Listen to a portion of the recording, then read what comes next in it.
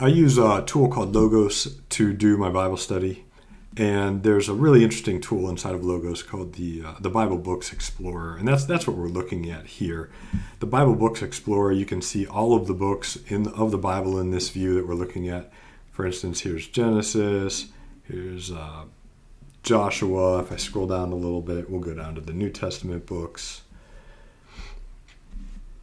and Matthew, and 2 Timothy, and so on. Anyway, all the books of the Bible are in here, and they give you a specific view of the books, what Logos has done, and they're really good at this. They tag everything.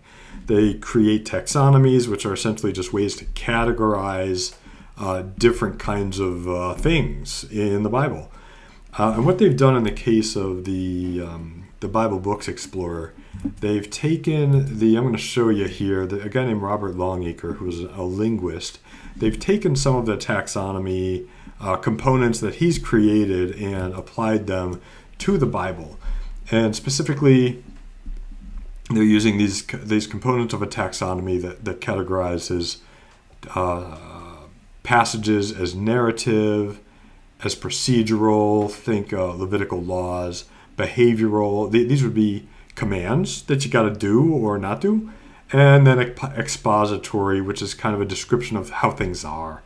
And you can see with respect to behavioral, commands and obedience, those colors are yellow and kind of a light peach. As we scroll through the books of the Bible, it sort of becomes obvious.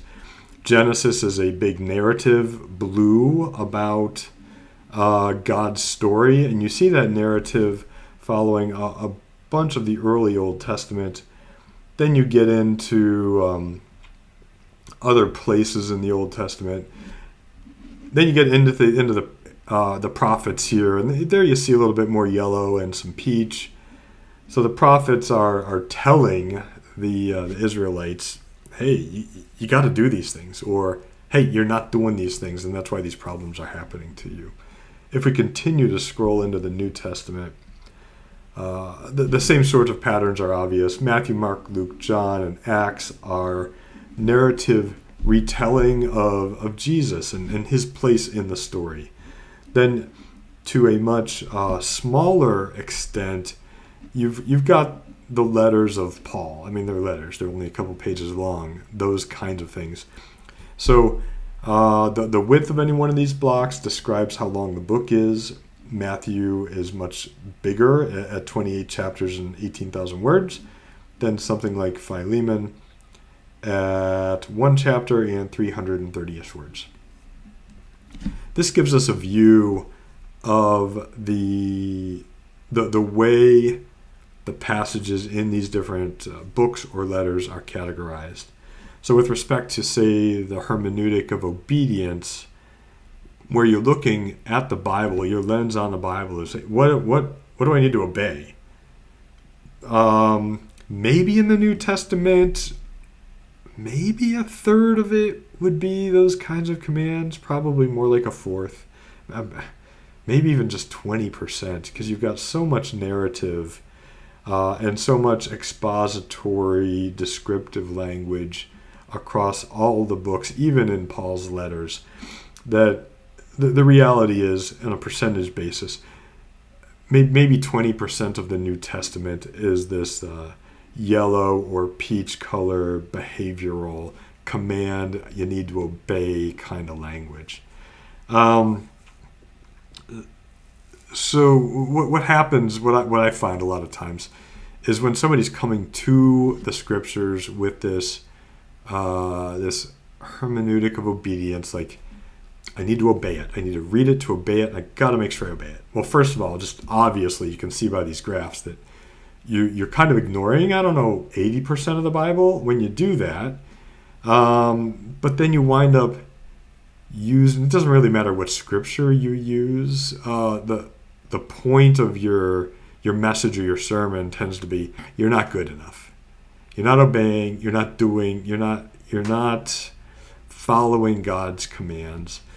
The other thing that happens is, if I scroll back up into the Old Testament, So this Old Testament, tons of blue, tons of green, lots of deep orange, very little obedience kind of language.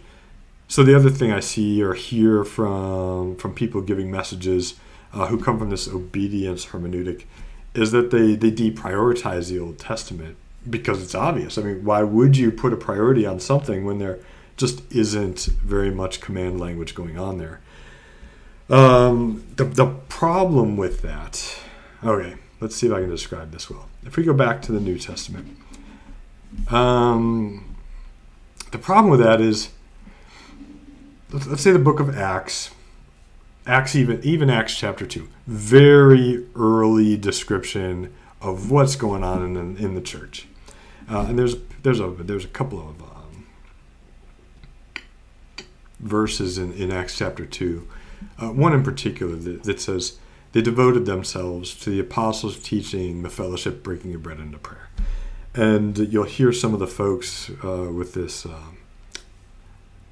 lens of obedience look at that verse that says they devoted themselves to the apostles' teaching, and they'll say, well, where do you find the apostles' teaching? Well, you find it in the New Testament. That's where they all wrote down their thoughts. And if you think about that for, I don't know, half a second, most of the apostles didn't write anything down. Paul wrote a lot. Peter wrote some. John wrote a decent amount.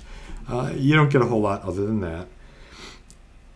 Where did the apostles teach from then? Well, they taught from the Old Testament. That was their Bible. That was their scriptures. So if you're ignoring the Old Testament, you're ignoring the apostles' teachings.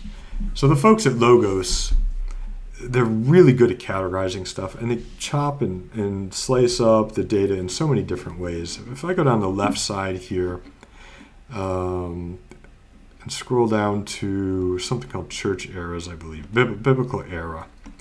If I want to pull out the books that are categorized as early church books, I'm going to click on this here. It's going to reduce the number of books in this Bible Books Explorer down to the 6 books that are earliest in the New Testament time, and here they are.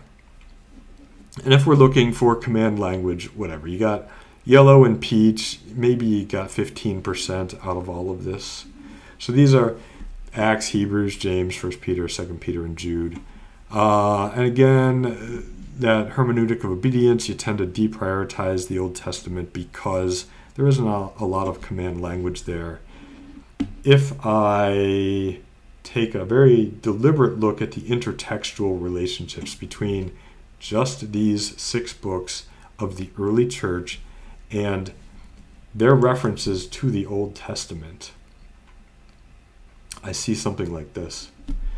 And if I hover over the book of Acts, you can see the book of Acts refers to Exodus, Leviticus, Deuteronomy, Psalms, Isaiah, Joel, Amos, and Habakkuk a ton. It just parks on Isaiah.